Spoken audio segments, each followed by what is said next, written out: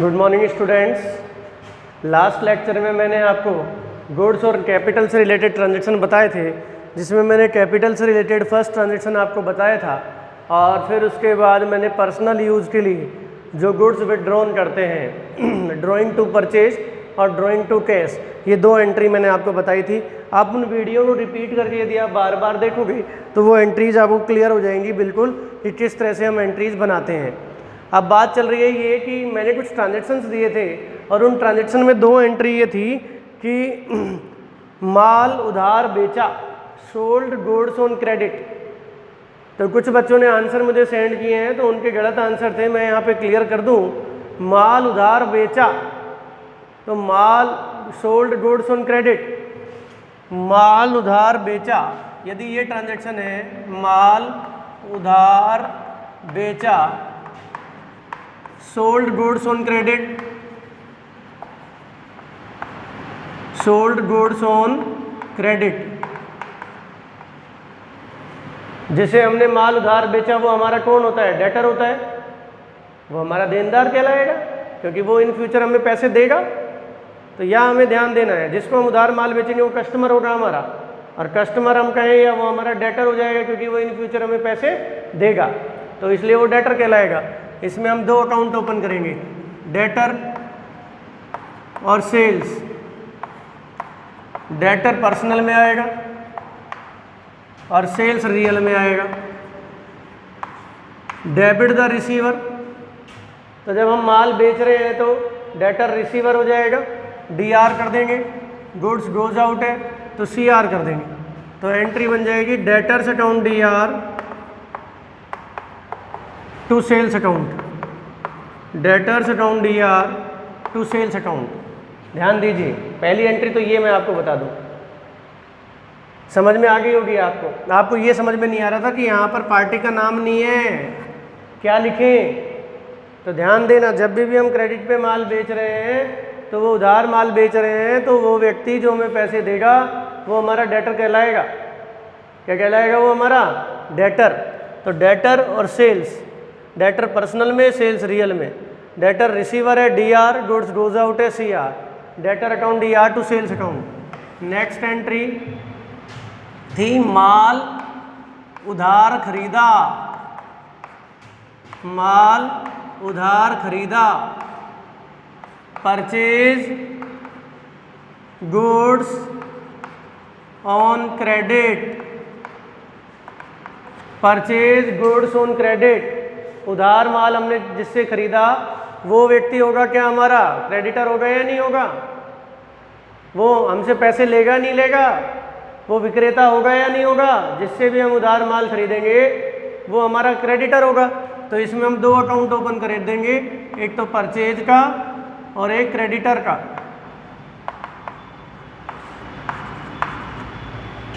Purchase real में और creditor personal में। गुड्स आ रहा है हमारे बिजनेस में डीआर, क्रेडिटर देने वाला है सीआर, तो purchase account DR to creditors account, purchase account DR to creditors account. ये एंट्री बन जाएगी purchase account DR to creditors account, क्योंकि जिससे भी हम उधार माल खरीदेंगे वो हमारा क्रेडिटर हो जाएगा। लेगा ना वो इन फ्यूचर हमसे पैसे, और जो व्यक्ति हमसे पैसे लेगा या हमसे पैसे मांगता है वो हमारा क्या कहलाएगा? क्रेडिटर कहलाएगा। तो इसलिए हम इसमें परचेज और क्रेडिटर दो अकाउंट ओपन करेंगे। परचेज गुड्स से रिलेटेड है रियल में, क्रेडिटर पर्सन का नेम है इसलिए पर्सनल में। गुड्स कम्स इन है डीआर, क्रेडिटर गिवर है देने वाला है इसलिए CR, purchase account DR to creditors account. Next entry है कमल ऑटोमोबाइल से बाइक खरीदी। ये भी गलत था कुछ बच्चों का। Purchase a bike, purchase a bike from Kamal automobile.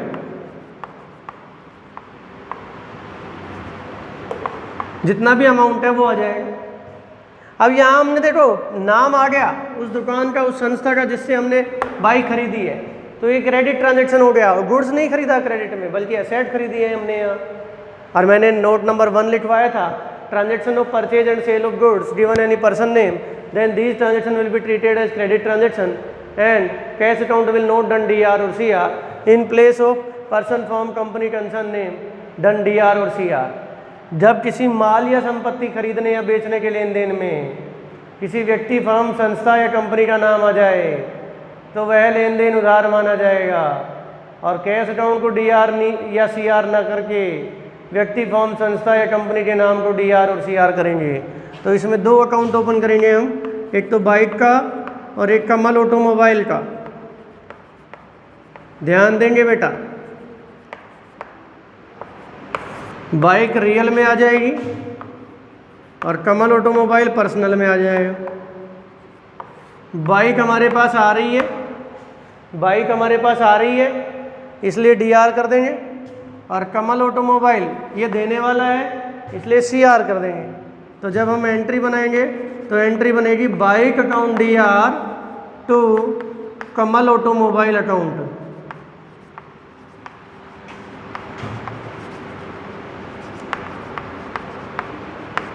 Bike account DR to Kamal automobiles account, ये एंट्री हम बना देंगे। तो इस तरह से हमने 3 ट्रांजैक्शन आपको आज समझाए हैं जो आप लोगों ने रॉन्ग किए थे। पहला उधार माल बेचा, दूसरा उधार माल खरीदा, तीसरा कमल ऑटोमोबाइल से बाइक खरीदी। ये तीनों ही ट्रांजैक्शन आपने जो सेंड किया था वो गलत थे, मैंने इसलिए सही करके आपको समझाए हैं। अब भी समझ में नहीं आया तो आप मुझसे फिर पूछ सकते हैं, टेलीफोनिक भी पूछ सकते हैं, मैंने पहले भी आपको ये बोला है।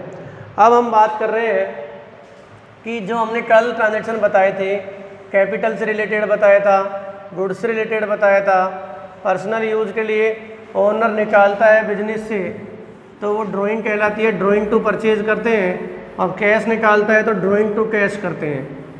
आ रही है मेरी बात समझ में? अब बात आ रही है कि माल आग से नष्ट हो जाए, माल चोरी हो जाए, माल दान में दे दें या माल फ्री सैंपल में दे दे, तो ऐसी स्थिति में हम क्या करेंगे, किस तरह से एंट्री करेंगे? कल मैंने आपको बताया था गुड्स और कैपिटल से रिलेटेड ट्रांजैक्शन है। तो ध्यान दीजिए, ट्रांजैक्शन है थर्ड, 3 हो गए थे ना, आज 4th है।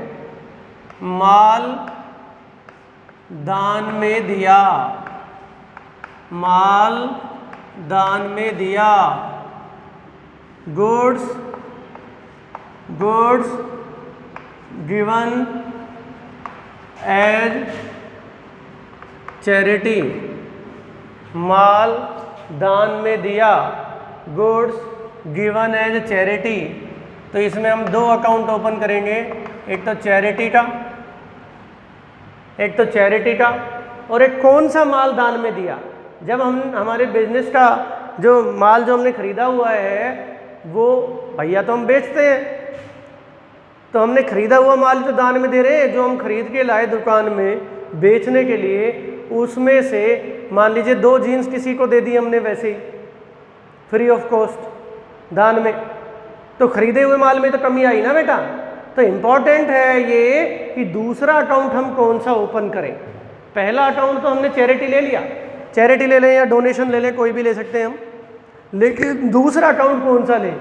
तो दूसरे अकाउंट में हमें ध्यान रखना है कि खरीदे हुए माल में कमी आई है, इसलिए दूसरा अकाउंट हम परचेज लेंगे।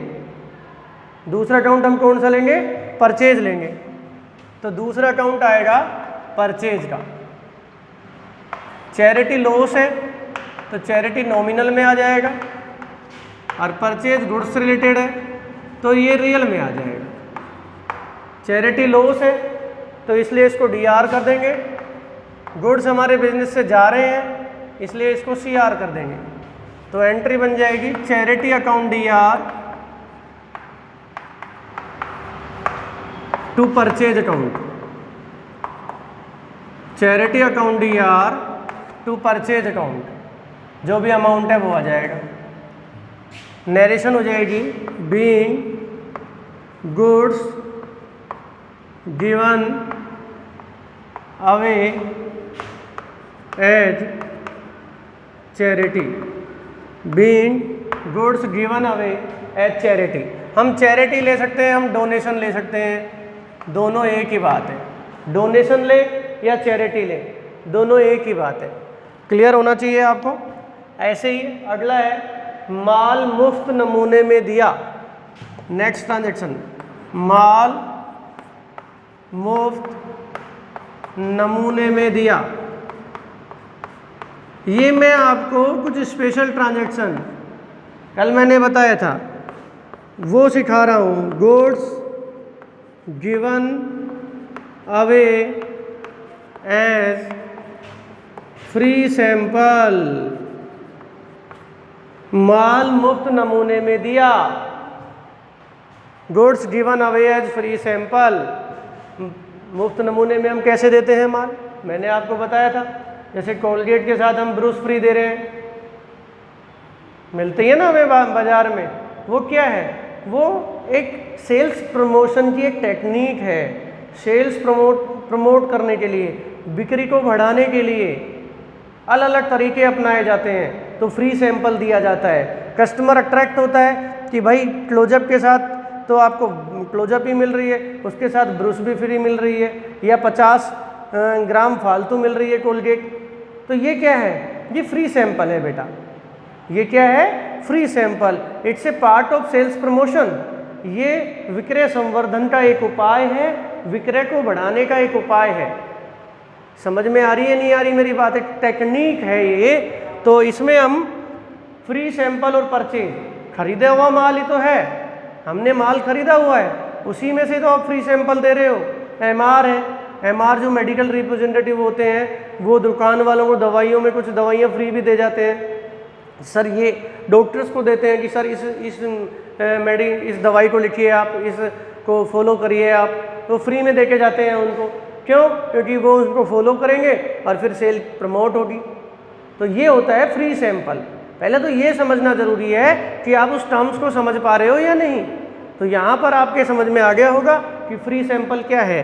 तो यहाँ हम 2 अकाउंट ओपन करेंगे बेटा, एक तो फ्री सैंपल और दूसरा परचेज। एक तो फ्री सैंपल और दूसरा परचेज। फ्री सैंपल लॉस है, क्यों? क्योंकि फ्री नाम ही फ्री है, फ्री में दे रहे हो जिसके बदले में कुछ नहीं ले रहे हो आप। तो फ्री सैंपल लॉस हुआ या नहीं हुआ? तो इसलिए फ्री सैंपल नॉमिनल में आ जाएगा और परचेज रियल में आ जाएगा।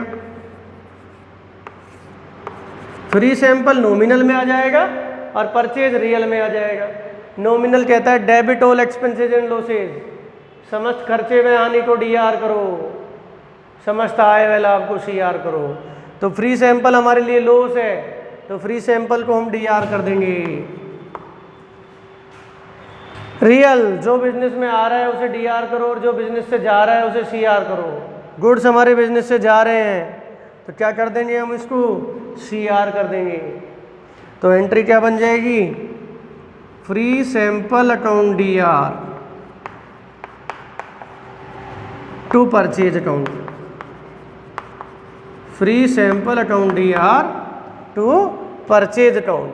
फर्स्ट एंट्री बनी charity account DR to purchase, second entry बनी free sample account DR to purchase. Narration हो जाएगी being goods given as free sample, being goods given as free sample. Next आ जाएगा 6 transaction आपका, माल चोरी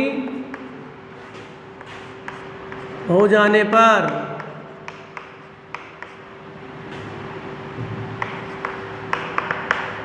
गुड्स लॉस बाय थेफ्ट। माल चोरी हो गया, चोरी भी तो होती है, माल चोरी हो गया। तो कैसे माल की चोरी होगी? चोर जो चोरी कर रहा है तो उसको अपन सेल्स माने क्या? क्या हमने उसको प्रॉफिट पर बेचा है क्या? उसको क्या बदले में उससे प्रॉफिट लिया है क्या? हमने पैसा लिया है क्या? नहीं, बल्कि चोर बिना हमारी इच्छा से चुपचाप चोरी करके ले गया। तो ये हमारे लिए लॉस है। और कैसे माल में कमी हो रही है? खरीदे हुए माल में कमी हो रही है। तो लॉस बाय थेफ्ट, और दूसरा परचेज। दो अकाउंट ओपन हो जाएंगे। लॉस बाय थेफ्ट क्योंकि लॉस है, लॉस बाय थेफ्ट क्योंकि लॉस है तो ये नॉमिनल में आ जाएगा, और परचेज रियल में आ जाएगा। Debit all expenses and losses, credit all income and gain. तो लॉस बाय थेफ्ट लॉस है, समझ खर्चे में हानि को डीआर करो, आय व लाभ को सीआर करो। तो ये लॉस है, इसको डीआर कर देंगे। रियल, जो बिजनेस में आ रहा है उसे डीआर करो, जो बिजनेस से जा रहा है उसे सीआर करो। माल बिजनेस में आएगा या जाएगा? जाएगा। जाएगा तो क्या करेंगे इसको? सीआर। तो एंट्री बन जाएगी loss by theft account DR to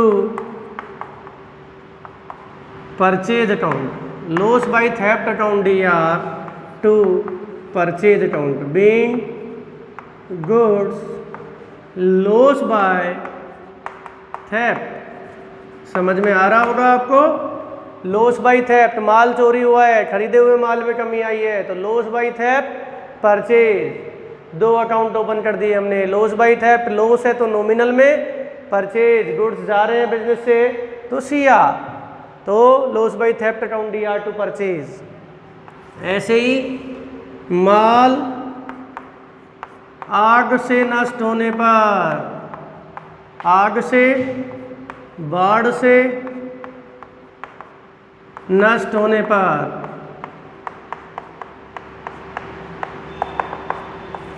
आग से या बाढ़ से नष्ट हो गया माल, तो ये भी हमारे खरीदे हुए माल में से ही नष्ट हुआ होगा, वही बाढ़ के साथ बहा होगा। तो इसमें हम दो अकाउंट ओपन कर देंगे। लॉस बाय फायर मतलब आग या फ्लड, या भूकंप भी हो, बाढ़ या भूकंप, भूकंप हो, अर्थ क्विक। और दूसरा अकाउंट होगा परचेज का। ये लॉस है हमारे लिए तो इसलिए इसको नॉमिनल में डाल देंगे, और परचेज गुड्स से रिलेटेड है इसलिए रियल में डाल देंगे। ये हमारे लिए लॉस है तो डीआर कर देंगे, और गुड्स गोज आउट है तो सीआर कर देंगे। तो loss by fire oblique flood oblique earthquake account DR to purchase account, to purchase account being goods loss by fire oblique flood oblique earthquake. ये एक ही ट्रांजेक्शन में समझा दिया मैंने आपको। फ्लड होगा तो लॉस बाय फ्लड ले लेंगे, अर्थक्वेक होगा तो लॉस बाय अर्थक्वेक ले लेंगे, जो भी लॉस है वो ले लेंगे। और दूसरा परचेज, तो लॉस बाय फ्लड या loss by fire account DR to purchase account. तो आज मैंने आपको कल और आज मिलाकर गुड्स और कैपिटल से रिलेटेड कई ट्रांजेक्शन करा दिए हैं। 7 ट्रांजेक्शन मैंने आपको करा दिए। ठीक है, कोई प्रॉब्लम है तो आप इनसे डिस्कस कर लेंगे मुझसे। इनसे रिलेटेड कल मैं आपको ट्रांजेक्शन दूंगा। ओके।